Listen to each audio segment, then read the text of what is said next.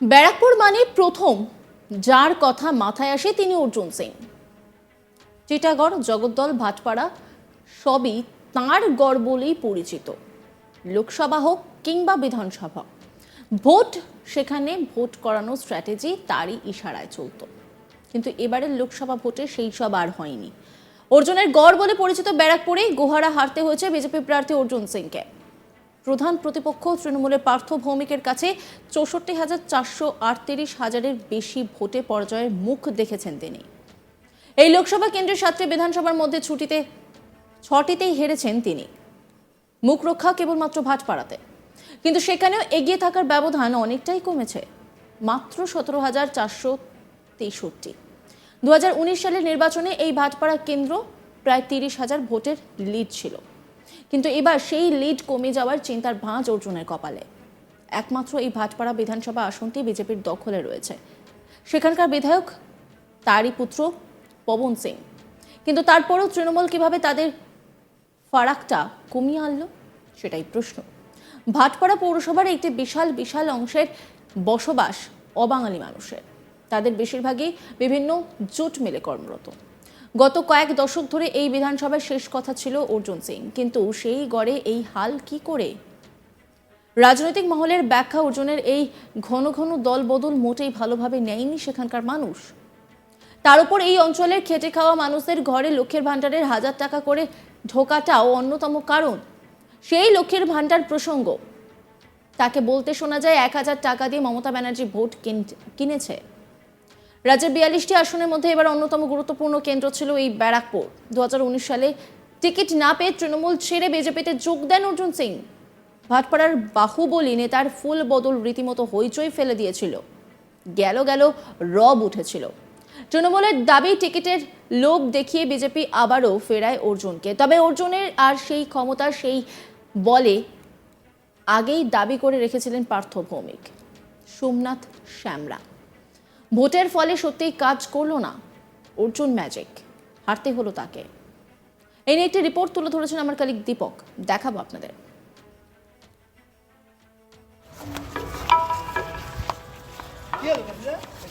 দেখো, ব্যারাকপুর লোকসভা কেন্দ্রের যে নির্বাচন, সেই নির্বাচনে আমরা দেখলাম যে প্রায় 64,000-এর বেশি ভোটে সেই কেন্দ্রের যে বিজেপি প্রার্থী অর্জুন সিং তিনি পরাজিত হয়েছেন, এবং তাকে পরাজিত কে করেছেন? ওই কেন্দ্রের যে তৃণমূল প্রার্থী রাজ্যের মন্ত্রী পার্থ ভৌমিক।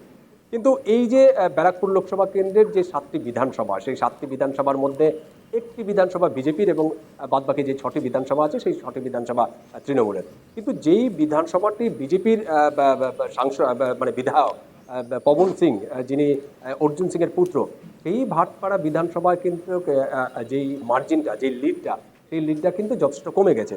আমরা দেখেছি যে 2019 সালের নির্বাচনে এই ভাটপাড়া বিধানসভা থেকে অর্জুন সিংকে লিড দিয়েছিল প্রায় 30,000-এর বেশি ভোটে।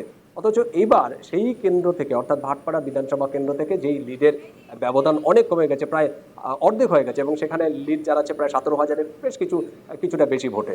স্বাভাবিকভাবে একটা চিন্তা পড়েছে, তবে কি এই অর্জুন সিং এর যে গড় বলে পরিচিত, বিশেষ করে এই ব্যারাকপুর লোকসভা তো বটেই এবং ভাটপাড়া বিধানসভা, তাহলে কি তার পায়ের তলা থেকে মাটি সরছে?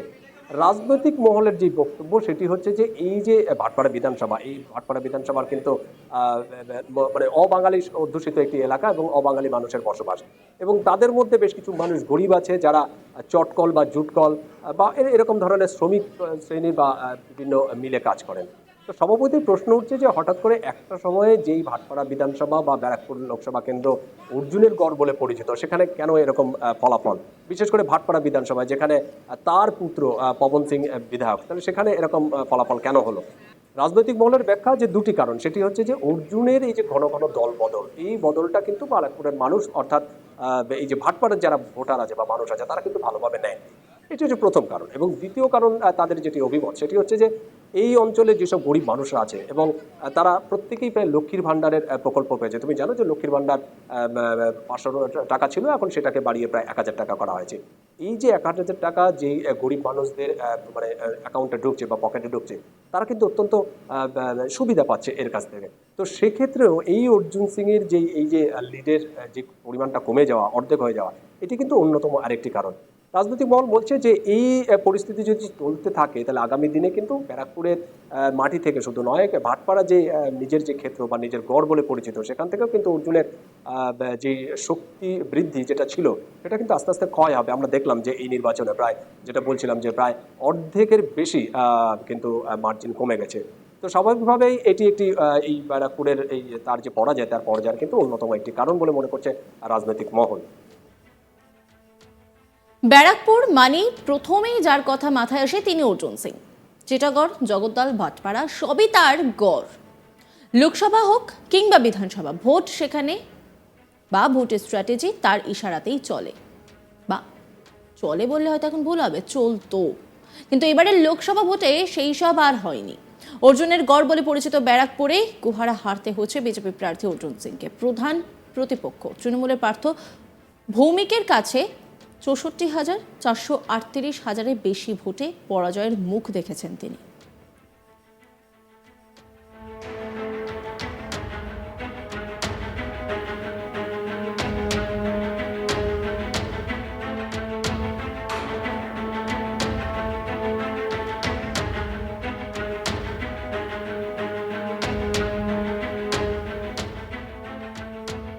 এই লোকসভা কেন্দ্রের 7টি বিধানসভার মধ্যে 6টিতে হেরেছেন তিনি। মুখ রক্ষা কেবলমাত্র ভাটপাড়াতেই, কিন্তু সেখানেও এগিয়ে থাকার ব্যবধান অনেকটাই কমেছে, মাত্র 17,463।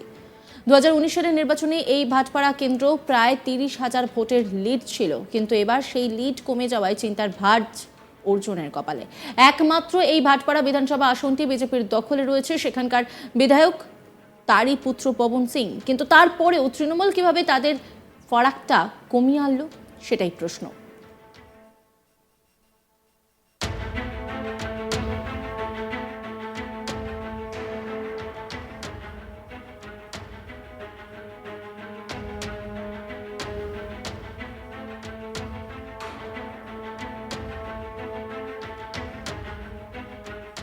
ভাটপাড়া পৌরসভার একটি বিশাল অঙ্কের বসবাস বাঙালি নয়, বরং অবাঙালি মানুষের। তাদের বেশিরভাগই বিভিন্ন জোট মিলে কর্মরত। গত কয়েক দশক ধরে এই বিধানসভায় শেষ কথা ছিল অর্জুন সিং, কিন্তু সেই গড়ে এই হাল কি করে? রাজনৈতিক মহলের ব্যাখ্যা যে অর্জুনের এই ঘন ঘন দলবদল মোটেই ভালোভাবে নেয়নি সেখানকার সাধারণ মানুষ। তার উপর এই অঞ্চলে খেটে খাওয়া মানুষের ঘরে লক্ষ্মীর ভাণ্ডারের 1000 টাকা করে ঢোকাটাও অন্যতম কারণ। সেই লক্ষ্মীর ভাণ্ডার প্রসঙ্গ তাকে বলতে শোনা যায় 1000 টাকা দিয়ে মমতা ব্যানার্জি ভোট কিনেছে। রাজ্যের 42টি আসনের মধ্যে এবার অন্যতম গুরুত্বপূর্ণ কেন্দ্র ছিল এই ব্যারাকপুর। 2019 সালে টিকিট না পেয়ে তৃণমূল ছেড়ে বিজেপিতে যোগ দেন অর্জুন সিং।